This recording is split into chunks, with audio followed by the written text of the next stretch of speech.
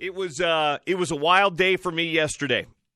As you heard right there, the call of my friend and a mentor in some ways of mine, the play-by-play voice of the Kansas City Chiefs, Mitch Holthus, bringing Chiefs Kingdom news they'd never heard, or many of us had never heard. There are some that are old enough to have remembered January of 1970. There are some of us that were still 4 months away from coming to this earth in January of 1970.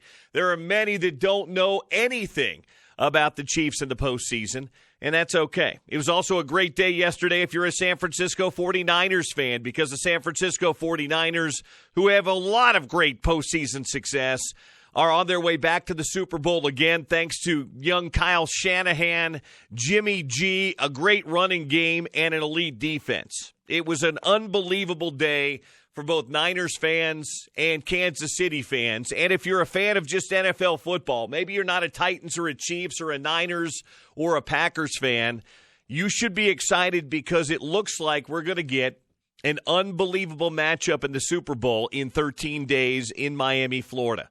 The best offense in the game against the best defense in the game. Two of the great play callers in all of football.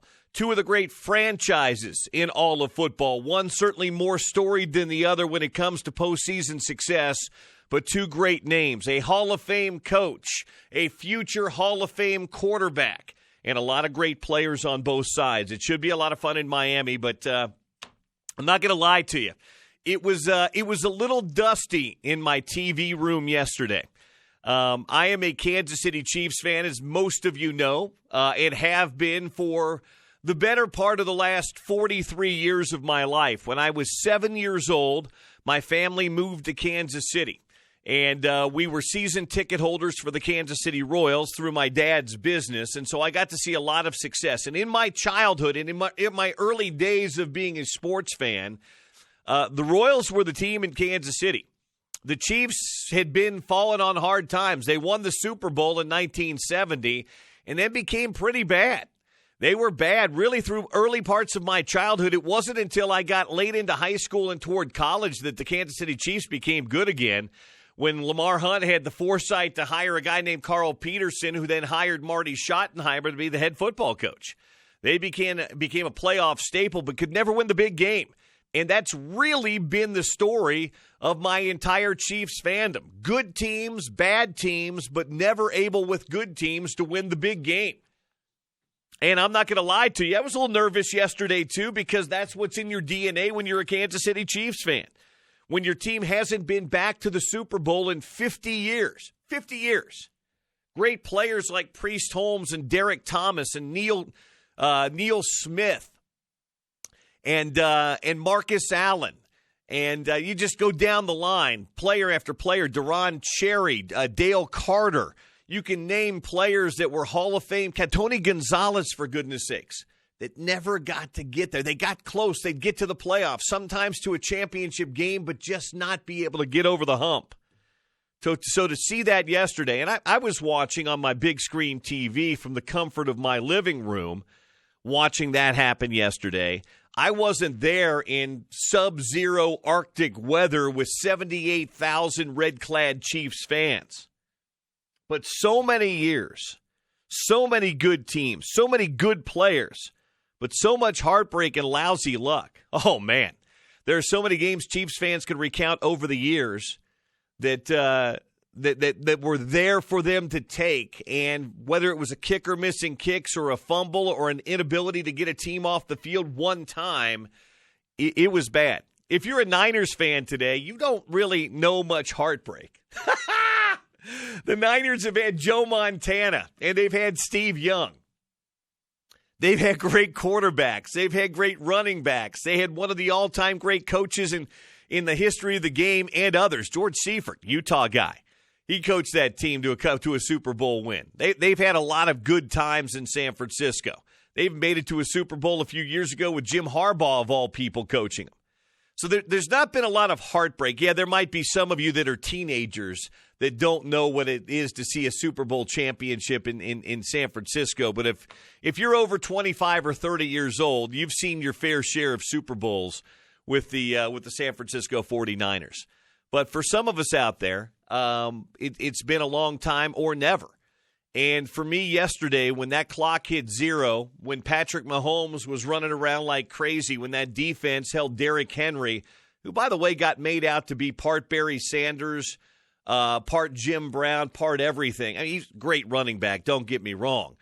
But if you watch the lead up to the game, you would have thought that some alien creature from a different universe had come down to run the football for the Titans. Anyway, it was a great day for me. It really was. A good buddy of mine, Paul Brooks, who runs the Complex here in town. You guys have probably seen shows over the Complex. Paul's a huge New England fan. And he's been a bit spoiled in recent years, like, say, the last 20 years, with some success. Not just with the Patriots either, with the Red Sox, with the Celtics, with the Bruins, the whole thing. Anyway, I've often joked that the city of Boston made a deal with the devil about 20 years ago, and all their sports teams are just winning now. Anyway, that aside, Paul's a great dude and a good friend, and he texted me yesterday saying, hey, I'm really happy for you. I'm rooting for the Chiefs since my Patriots are out. And I texted him back, and I said, now I know what you have felt like for the last 20 years as a Patriots fan. Because you had Tom Brady, and Tom Brady was the great eraser. Now, Bill Belichick's a great coach, but coaches don't play. Andy Reid's a great coach, but coaches don't play. But when you've got the best quarterback, when you've got the best player on the field, that guy has the ability to erase mistakes, to level the playing field. And now I know what that feels like. Because I don't have Trent Green or Elvis Gerback or Steve Bono or Alex Smith or Matt Castle or Bill Kenny. Yeah, we had Joe Montana, but it was Joe at the end. It wasn't prime Joe. It was Joe that still had a little left in the tank.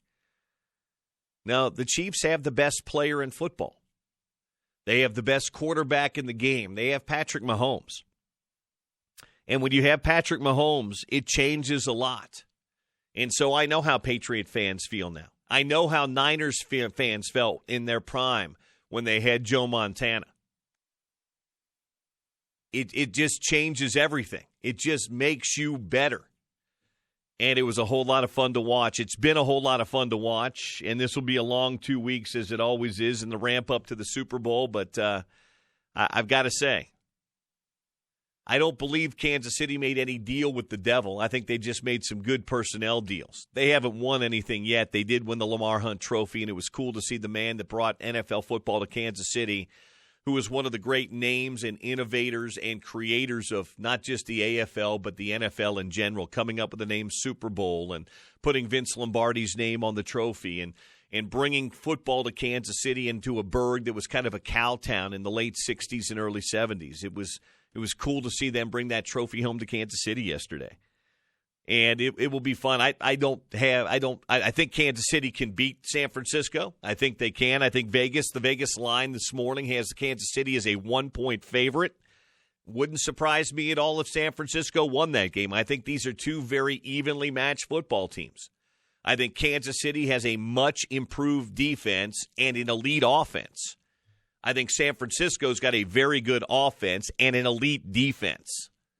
So it's going to be interesting to see with the chess masters, the play callers on both sides. Spagnuolo, who helped the Giants win a Super Bowl as defensive coordinator, versus Saleh, who's the defensive coordinator, or basically versus Kyle Shanahan, and conversely, Bieniemy and Andy Reid against Robert Saleh, and what comes out there. I think it's going to be a lot of fun. I really do. But here's what I will say today, 13 days out from the Super Bowl. When teams are evenly matched, and I say this about it all the time in football, whether it's college or high school or pro football, if the matchup is very close, and Vegas is telling us this matchup is very close, 1 point, might swing 1.5 to San Francisco, might go up to 1.5 for Kansas City. It's probably, unless there's an injury over the next 2 weeks, not going to change a lot. But here's what I always say. When it's a pick'em game, when it's a 1 point or a 2 point game, where do I lean? I lean to the team that's got the best quarterback. I lean to the team that's got the player that could be the biggest game changer. And would anybody disagree with me in this matchup that Patrick Mahomes is the better of the two quarterbacks? Would anybody argue with me that as good as Nick Bosa is, that the best player on the field will be Patrick Mahomes, the guy that's got the ability to change the game the most is Patrick Mahomes? So I'll lean with and I'll be a bit of a homer here, but I'll lean with my Kansas City Chiefs as a guy, as a pick, and as why I would go that way is because of Mahomes. Guy's amazing. Nothing seems to fluster him. Deficits don't seem. Now that being said, San Francisco's better than Tennessee, and San Francisco's better than Houston. They are. Their defense is better. It's going to be a whole lot harder to come back if you dig yourself a 10-point or 17-point deficit against San Francisco than it is against Houston or Tennessee. But it can be done. I don't know if 24 points can be done, but if you get down 10, you might still have a chance. So I'm excited. You guys might remember a few years ago when the Royals got back in the World Series for the first time in 30 years. This feels different to me. Now, I was a Royals fan through and through growing up because when I first moved to Kansas City in 1977, the Royals were good. The Chiefs were terrible. We were season ticket holders, and I got hooked on baseball. And I played baseball, and I loved baseball, and so I was probably a little bit more in tune, but this just feels different for me because I got to experience. Had the Royals not made the World Series in 14 and 15 and won it in 15, it was still okay because I got to experience 1980 and 1985, a loss and a win in the World Series in my sports fandom lifetime. This I've never experienced. Like I said, the Chiefs have made the Super Bowl. They made the very first Super Bowl, and then they made Super Bowl number 4. But I wasn't alive. And it doesn't mean, let's just say Porter Larson is a New York Knickerbockers fan, which he is. He has no tie to championship elite caliber Knicks teams because I barely do. I was 3 years old when they won a championship, 1973. So the Chiefs having had a Super Bowl history means something, but I have no connection to that because I wasn't alive. I wasn't breathing. I wasn't kicking yet. This will mean a little something more to me. So I'm excited. Bear with me. I promise not to be too overbearing, but this is fun for me. And I soaked it all in last night. I watched the press conferences. I watched the highlight packages. I read all the stories on the games. I was excited. I had my Chiefs fleece pullover, which I love, on yesterday, my gray pullover with the Chiefs Arrowhead logo, KC on it. And I had my Chiefs ball cap on yesterday. I was loving it. Absolutely loving it yesterday. I will not be going. Everybody's asked me, will I be going to the Super Bowl in Miami? I will not. I didn't go to the World Series when they were in it. I did go to one playoff game. I went when the Royals were in the playoffs in, I think it was 14. I made it to a game in Anaheim because the Utes played on Saturday. I made it to a Friday night game in Anaheim. I will not be going to the Super Bowl. And to be very honest, even if I had a chance to go to the Super Bowl, I don't know if I would, because I've covered 2 Super Bowls, one in New Orleans and one in Miami too, and they're an absolute circus. And to be very fair, I enjoy watching big games, and I've kind of gotten spoiled this way working in this industry. I enjoy, if I'm not there calling it and being a part of it, I'd rather watch it on a TV someplace. And in my case, I will be watching it on a television in Los Angeles, California, because the Utes play UCLA at noon on Super Bowl Sunday, LA time, 1 o'clock our time. The game should get over, and I will have roughly about 45 minutes from the time I leave the air to either get to my hotel room or to get to a sports bar or something in Los Angeles to watch the game.